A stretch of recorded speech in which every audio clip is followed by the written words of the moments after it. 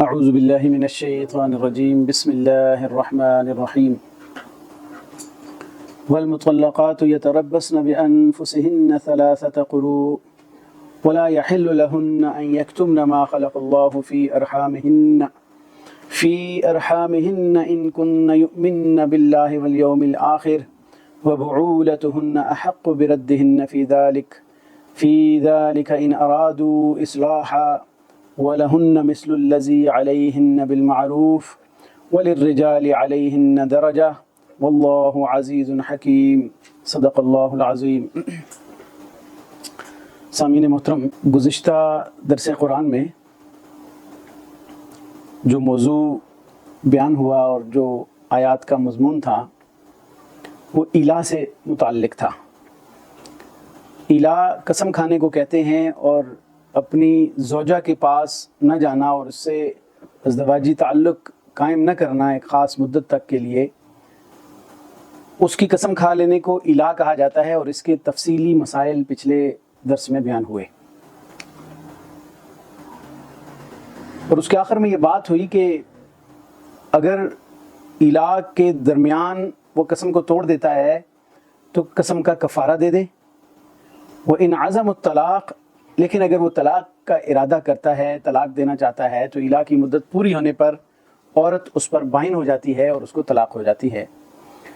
تو اسی کے تناظر میں اگلا مضمون اور اگلا مسئلہ بیان ہوا،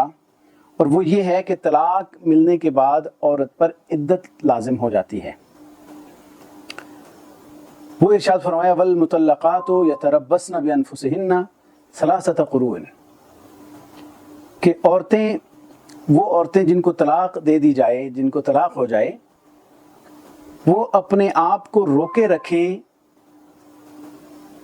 اور نکاح کرنے سے روکے رکھیں ثلاثۃ قروء، 3 حیض تک، 3 ناپاکیوں تک روکے رکھیں۔ عدت کے حوالے سے کچھ تفصیل ہے جو سمجھنا اس سے پہلے ضروری ہے کہ ہم یہاں پہ بات کریں اس آیت پر۔ عدت کے اعتبار سے عورتوں کی بہت ساری اقسام ہیں، اور اسی نسبت سے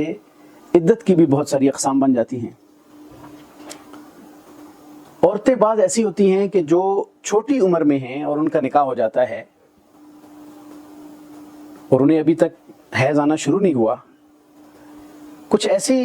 عورتیں ہوتی ہیں کہ جو عمر کے اعتبار سے بلوغت کو تو پہنچ چکی ہیں لیکن ان کا حیض شروع نہیں ہوا۔ یا ایسی عورتیں ہیں جو عمر کے اعتبار سے اتنی سن رسیدہ ہو گئی ہیں، بوڑھی ہو گئی ہیں کہ انہیں حیض آنا بند ہو جاتا ہے۔ اب اس طرح کے کیسز میں اگر طلاق دی جاتی ہے تو اس کا ذکر سورۃ الطلاق کے اندر موجود ہے کہ ایسی عورتوں کو 3 ماہ کی مدت پوری کرنی ہوتی ہے، کہ 3 ماہ انہوں نے اپنے آپ کو اگلے نکاح سے روک کے رکھنا ہے، کیونکہ ایک نیچرل فینومینا ہے، نیچرل پروسیس ہے حیض کا۔ اگر وہ ظاہر نہیں ہو رہا تو پھر 3 ماہ اس کے پیرالل، اس کی جو ہے وہ مناسبت سے 3 ماہ کا انتظار کیا جائے گا۔ اگر ایسی عورت جس کا خامد فوت ہو جائے، اس کی عدت الگ سے ذکر ہے قرآن مجید میں، اسی سورۃ البقرہ میں آگے جا کے اس کا ذکر ہے کہ اگر کسی عورت کا شوہر فوت ہو جاتا ہے اور وہ پریگننٹ ہے، حاملہ ہے، تو اس کی عدت وضع حمل ہے۔ جب حمل واضح ہو جائے گا، بچہ پیدا ہو جائے گا، تو اس کے بعد اس کی عدت مکمل ہو جائے گی، چاہے وہ 1 دن ہو یا 9 ماہ ہو، اس کی عدت مکمل ہو جائے گی۔ لیکن ایسی جو عورت جس کا جو رخصتی نہیں ہوئی، خلوت صحیحہ نہیں ہوئی، کسی مرد کے ساتھ علیحدگی نہیں ہوئی اس کی شوہر کے ساتھ، اور اس کو اس نے طلاق دے دی، تو اس کی سرے سے کوئی عدت ہوتی ہی نہیں ہے۔ اب یعنی جس کا خامد فوت ہو جائے گا اس کی 4 ماہ 10 دن ہے، یہ عدت الگ ہے۔ جس کا جو اگر حاملہ ہے تو اس کی عدت، اگر اس کا شوہر فوت ہو جائے یا اس کو طلاق دے دی جائے تو اس کی عدت وضع حمل ہے۔ لیکن ایک قسم عورت کی وہ ہے کہ جو حاملہ بھی نہیں ہے، وہ صغیرہ بھی نہیں ہے کہ چھوٹی عمر کی ہو کہ اس کو حیض ہی نہیں آتا، یا وہ بڑھیا بھی نہیں ہے بلکہ اس کو حیض بھی آتا ہے، اس کو حیض آنے کا ترتیب جاری ہے، اور اس کو طلاق دے دی جائے تو اب وہ کتنی عدت گزارے گی؟ اس آیت کے اندر اس عورت کا ذکر ہے کہ اگر ایک عورت اس کو طلاق دے دی جاتی ہے، اس کو طلاق مل گئی، اب وہ عورت طلاق کے بعد وہ عدت گزارے گی تو کس ترتیب سے گزارے گی؟ اس کے لیے ارشاد فرمایا والمطلقات یتربصن بانفسہن ثلاثۃ قروء، عورتیں اپنے آپ کو روک کے رکھیں 3 ماہ تک، 3 قروء تک۔ قروء کا جو لفظ ہے یہ عربی کے اندر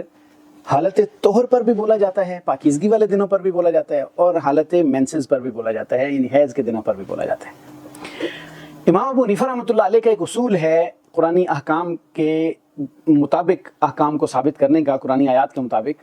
اور وہ یہ ہے کہ اگر قرآن کی اسپیسیفک کسی آیت کا اسپیسیفک ورڈ پورا ہو رہا ہو تو اس کو اسی طرح پورا کرنا ضروری ہے۔ یعنی خاص کا جو حکم ہوتا ہے، اسپیسیفک کوئی ورڈ بولا تو آگے جو پریکٹیکل شیپ ہے، اس پریکٹیکل شیپ میں، اس عمل میں اگر وہ ورڈ پورا ہو رہا ہے تو اس کو پورا کرنا ضروری ہے۔ یعنی خاص کا حکم ہے، اس کو اسی کے مطابق فگر بول دیا 3 حیض۔ اب بعض فقہا کے نزدیک اس سے مراد یہاں پہ اس آیت میں انہوں نے لیا ہے کہ 3 طہر، پاکیزگیاں، پاکیزگی والے دن۔ تو امام ابو حنیفہ رحمۃ اللہ علیہ نے اس پہ یہ موقف دیا کہ یہ تو طے شدہ بات ہے کہ وہ طہر میں طلاق دے گا، حیض میں طلاق دینا جائز ہی نہیں ہے۔ وہ انشاءاللہ اگلی آیات کے اندر جب طلاق کا تفصیلی موضوع شروع ہوگا تو میں اس پہ ساری بات کروں گا۔ طہر کے اندر طلاق دے گا، اور ایسا طہر جس میں اس نے ہم بستری بھی نہ کی ہو۔ یہ طلاق دینے کا جو بہترین طریقہ ہے اور ریکمینڈڈ طریقہ ہے کہ اگر ناگزیر ہو ہی جائے طلاق دینا تو پھر کس شکل میں دینی ہے۔ جب وہ طہر میں طلاق دے گا، اگر اس ثلاثۃ قروء سے مراد طہر لیا جائے تو ثلاثۃ 3 کا لفظ جو ہے وہ پورا نہیں ہوتا، یا تو 2.5 بنیں گے طہر، کیونکہ ایک طہر میں طلاق دی ہے تو اس کو آدھا کاؤنٹ کریں اور اس کے بعد 2 اور کاؤنٹ کریں تو یہ 2.5 طہر بنیں گے، اور اگر اس کے بعد 3 طہر اور کاؤنٹ کرتے ہیں، 3 پاکیزگیوں کے دورانیے کاؤنٹ کرتے ہیں تو 3 وہ اور آدھا یہ 3.5 ہو جاتے ہیں۔ امام ابو حنیفہ رحمۃ اللہ علیہ فرماتے ہیں کہ اس میں جب لفظ میں دونوں چیزوں کی گنجائش موجود ہے، عربی کے اندر دونوں کے لیے یہ یوز ہوتا ہے، تو قرآن میں جو لفظ ثلاثۃ کا آیا ہے تو وہ یہ ہے کہ طہر میں طلاق دی، اس کے بعد آپ 3 حیض کو کاؤنٹ کرو گے تو 3 حیض پورے کا فگر قرآن کے مطابق ہو جائے گا، اس لیے کوئی اعتراض نہیں بچے گا اس میں، وہ 3 حیض والا فگر پورا ہو جائے گا اور قرآن مجید کے اس خاص حکم پہ عمل ہو جائے گا۔ بات سمجھ آئیے نا؟ یہ تھوڑا اصول فقہ کے ریلیٹڈ ایک مسئلہ ہے جس پہ بہت سارے اختلافات امام شافعی رحمۃ اللہ علیہ اور امام ابو حنیفہ رحمۃ اللہ علیہ کے درمیان کتابوں کے اندر بیان ہوتے ہیں۔ ان کے نزدیک طہر ہے تو پھر صاف ظاہر ہے کہ ان کے نزدیک ذرا جلدی وہ مدت پوری ہو جاتی ہے، اور جو امام ابو حنیفہ رحمۃ اللہ علیہ کے نزدیک اور وقت میں مدت پوری ہوتی ہے، تو احکام جتنے بھی ہیں ان کو اسی حساب سے پھر تھوڑا تھوڑا ڈفرینس اس میں آتا ہے۔ بہرحال ان کی بھی رائے ہے، لیکن یہ رائے زیادہ بہتر معلوم ہوتی ہے کہ 3 کا فگر اس میں پورا ہوتا ہے۔ وَلَا يَحِلُّ لَهُنَّ، تو وہ 3 پاکیز حیض تک، اور 3 حیض مکمل ہونے تک۔ یہ نہیں ہے کہ تیسرا حیض شروع ہوا اور اس کو کہہ دیا جائے کہ بس اب میری عدت کمپلیٹ ہو گئی ہے، تیسرا حیض مکمل ہوگا تو عدت کمپلیٹ ہو جائے گی۔ آگے ارشاد فرمایا کہ وَلَا يَحِلُّ لَهُنَّ، ان کے لیے یہ بات جائز نہیں ہے، حلال نہیں ہے ان عورتوں کے لیے کہ ان یکتمن ما خلق اللہ فی ارحامہن، کہ وہ چھپائیں اس چیز کو جو اللہ تعالیٰ نے ان کے رحموں میں پیدا کر دیا ہے، ما جو بھی خلق اللہ تعالیٰ نے پیدا کیا فی ارحامہن ان کے رحموں میں،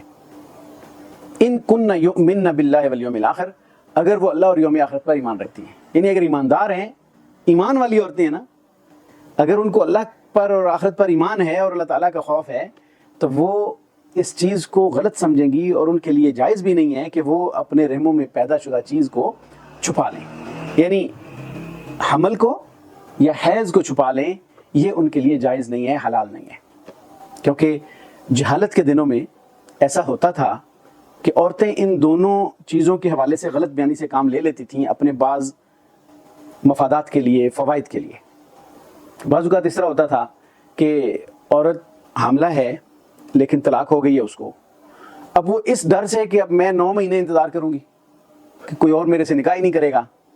تو وہ کہہ دیتی تھی جی میری تو عدت مکمل ہو چکی ہے، تو لوگوں کو سٹیٹمنٹ دے دیتی تھی، اپنے حمل کو چھپا لیتی تھی۔ کہ بھئی نہ تو یہ پچھلے کا منصوب ہو اور اگلا کون سنبھالے گا اس کو، اور نہ جو ہے وہ اس کو نکاح کی لیٹ ہونے کی وہ پرابلم کا سامنا کرنا پڑے گا، تو بس وہ چھپا لیتی تھی اور نکاح آگے ہو جاتا تھا تو وہ بچہ اگلے فرد کے ذمہ آ جاتا تھا کفالت اس کی۔ یہ ایک خرابی تھی، اس میں پچھلے مرد کی حق تلفی تھی، اس کی اولاد کو مبہم رکھنا اور چھپا لینا اور آگے منتقل کر دینا۔ یا کبھی اس طرح بھی ہوتا تھا کہ جو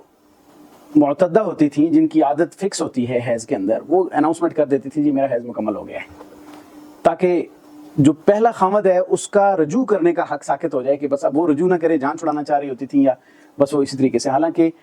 اگلی آیت میں یہ بات واضح طور پہ ہے کہ ان کے پہلے شوہر جو ہے نا وہ رجوع کے زیادہ حقدار ہوتے ہیں۔ تو اس ساری چیز کا خاتمہ کرنے کے لیے کہ جس میں پہلے شوہر کی حق تلفی ہو سکتی ہے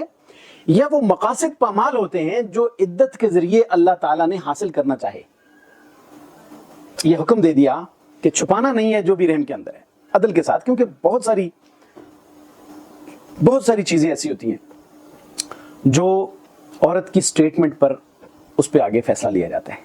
بہت ساری چیزیں ایسی ہیں جس میں عورت کی سٹیٹمنٹ ہی ساری بنیادی حیثیت رکھتی ہے، اور وہ اگر غلط سٹیٹمنٹ دے دیتی ہے اور غلط گواہی دے دیتی ہے اور چیزوں کو چھپا لیتی ہے یا جلدی اظہار کر دیتی ہے، اس کا غلط اظہار کر دیتی ہے،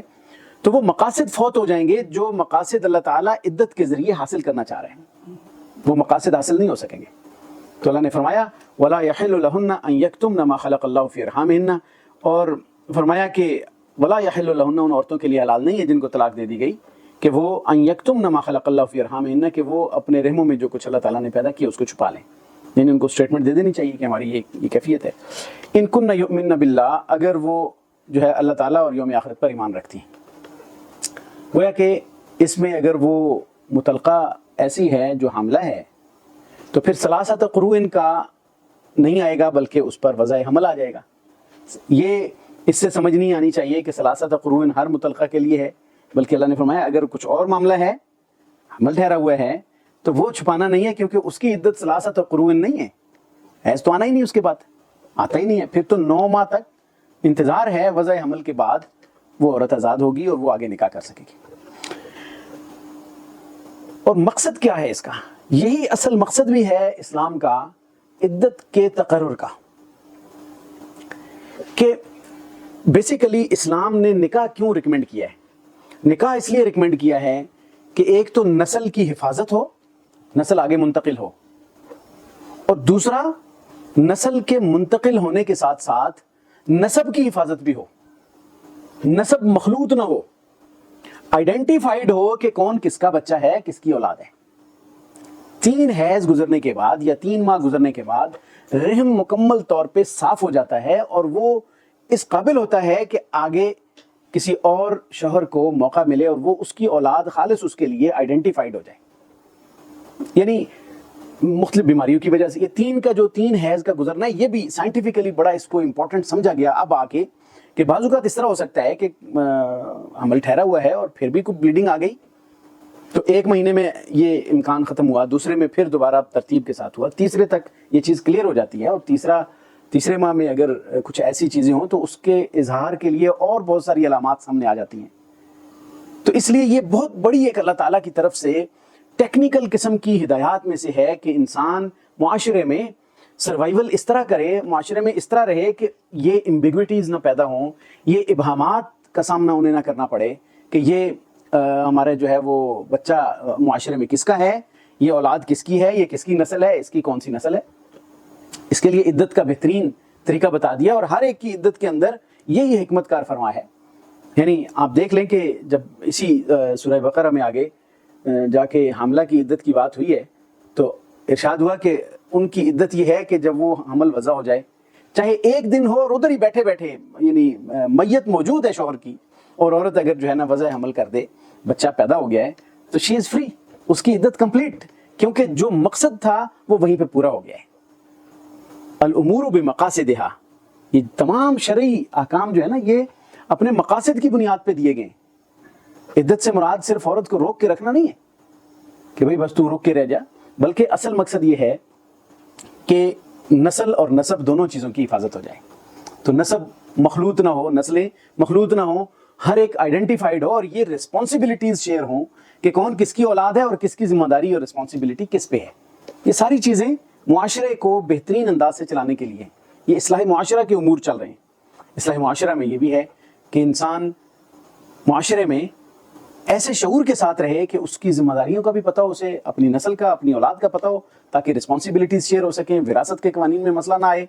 بہت ساری ایسی چیزیں, ایون جو آگے محرم رشتوں کی باتیں ہیں یا وہ چیزیں ہیں, وہ بھی ساری چیزیں بائفرکیٹ ہوتی چلی جاتی ہیں. تو یہ عدت کا مقصد ہے. تو اللہ نے فرمایا کہ ان کو چھپانا نہیں چاہیے. عدت اتنی اہم چیز ہے, اگر وہ اللہ پر ایمان رکھتی ہیں تو وہ کسی بات کو چھپائیں گی نہیں. وَبُعُولَتُهُنَّ أَحَقُّ بِرَدِّهِنَّ فِي ذَلِكَ, اس معاملے میں بعول شوہر کو کہتے ہیں کہ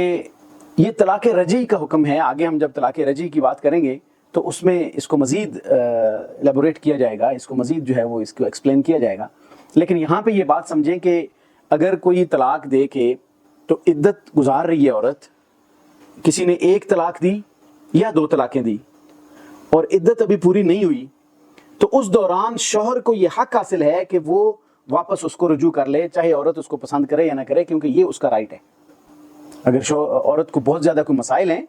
تو وہ اس کے بعد خلا وغیرہ کا مطالبہ کر سکتی ہے, اس کو وہ رائٹس الگ سے دیے گئے.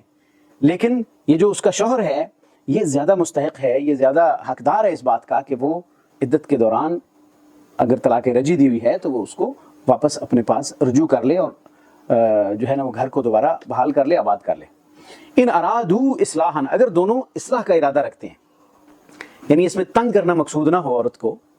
بلکہ اصلاح کا پہلو ملحوظ ہو کہ فیملی سیٹ اپ دوبارہ قائم ہو جائے گا,